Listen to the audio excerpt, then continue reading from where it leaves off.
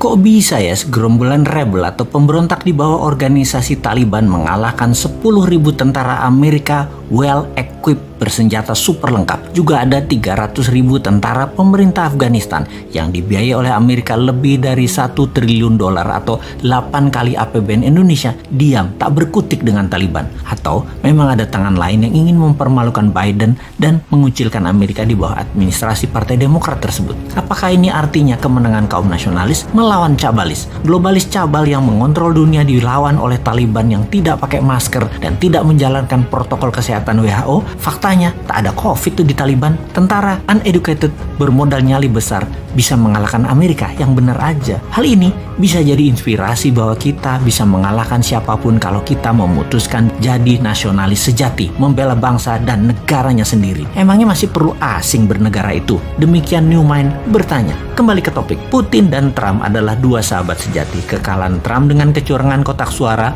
ala pakai kardus digembok versi modern lah, membuat kaum nasionalis dunia main shadow, tidak muncul di permukaan lagi. Kalah di Afghanistan, administrasi Biden tercoreng habis. Mereka kenyataannya di dalam negeri sedang ribut masalah Kamala Harris. Lalu sekarang Demokrat ditampar dengan hengkangnya Amerika ke birit-birit lari dari Kabul. Bukti lagi, mereka tidak bisa mempertahankan aset minyak Afghanistan yang besar karena lemahnya Biden. Kita agaknya harus mengajari kaum old mind bernegara internasional yang memang tidak terlalu jago dan selalu salah di mata internasional karena memang jarang berkunjung ke negeri tetangga atau negeri sekutu lainnya. Memang selama 7 tahun ini diplomasi luar negeri agak lemah. Jarang sekali ngurusi luar negeri, pada 80% penduduk kita atau kebutuhan kita tergantung dengan luar negeri, terutama cara ekonominya saat ini dikelolanya. Faktanya, 80% ngurusi politik dalam negeri saat ini dan kebijakan yang diambil selalu yang populis, yang rakyat suka. Itu aja yang keputusannya dibuat, bukan yang benar. Apa salah emangnya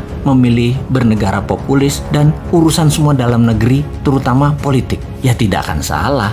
Mana ada sih salah benar dalam politik? Yang ada hanya fakta, data, dan angka. Apakah ada makanan di piring rakyat? Apakah kesehatan rakyat membaik? Apakah masyarakat bahagia penuh tawa? Kita kembali ke luar negeri, apa yang negara besar lakukan dan apa yang Indonesia tidak lakukan selama ini karena tidak terlalu paham. Taliban menang, Presiden Ashraf Ghani kabur, Amerika dibully. Minggu sebelumnya, Amerika mengadakan pertemuan yang alot dengan negosiator Taliban di Doha, menyertakan negara regional, Rusia, dan Tiongkok. Amerika memberikan ancaman kepada Taliban akan diperlakukan Taliban sebagai nantinya negara pariah atau pariah state bila ambil kekuasaan dengan paksa. Pemerintah Afghanistan, Ashraf Ghani, menawarkan sharing of power sebagai imbalan gencatan senjata pada Taliban. Tapi ini ibarat menawarkan remis. Taliban tahu Amerika dan Ashraf Ghani sudah kalah posisi. Taliban mempercepat proses takeover. Urban area dan ibu kota Kabul dikuasai. Pentagon kirim 3.000 pasukan evakuasi.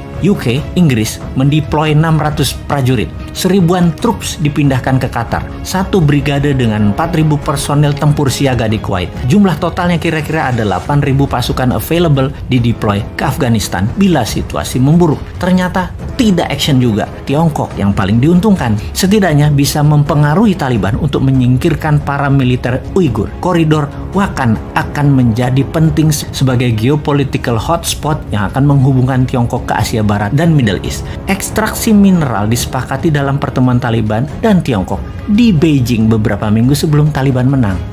Dikira Tiongkok nggak main ya di sana. Ini faktanya. Sekali lagi, ingat nikel, ingat Tiongkok kan? Yaitu ekstraksi mineral Afghanistan untuk Tiongkok terlihat baik membantu, tapi aset Afghanistan disedot. Ternyata kekuatan Amerika tidak berguna karena Taliban membiarkan Al-Qaeda dan ISIS berkembang di Afghanistan. Sebagai catatan, dalam 5 tahun ini Al-Qaeda dan ISIS link group menjalar ke Asia Timur dan Utara. Pecahan grup ekstremis Taliban dan simpatisan Al-Qaeda dan ISIS saat ini ditemukan di banyak negara Afrika, bahkan di Filipina, juga Indonesia. Sungguh, kemenangan Taliban di Afghanistan juga bisa menjadi booster bagi kelompok radikal di tempat lain, sekaligus bukti war on terror belum selesai. Pemerintah nasionalis Indonesia di dalam negeri perlu mempercepat konsensus menghabisi gerakan pemahaman keras far right ekstremis sebagai pekerjaan rumah kalau ingin aman ke depannya. Di luar negeri, mainkan seperti Tiongkok, ambil benefit di air keruh. Paham? Enggak? Yo wes, tunggu 2024 kita praktekkan nanti.